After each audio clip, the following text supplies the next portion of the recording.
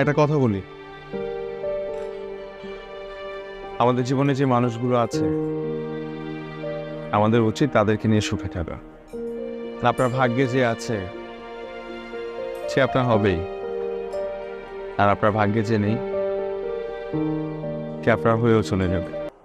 বাবা যে বাসায় ছিল তুই আমাকে বলিস না কেন? আমি কি জানতাম নাকি? স্কুল থেকে শুধু বাবা অফিস যায়নি, তোকে ফোন দিতেই যাবো তখন তুই চলে আসলি। উনি যে কি ভাববে, তা ফোন দিয়ে দেখ। ও, অনেকদিন বাঁচবে। হাই, কেমন আছেন? ভালো, আপনি? ভালো। আজকের ব্যাপারটার জন্য সরি। না না, আপনি তো কিছু করেননি, আপনার বাবা করেছে। আচ্ছা, মন বেশি খারাপ থাকলে বলবেন, একদিন আড্ডা দেবো একসাথে।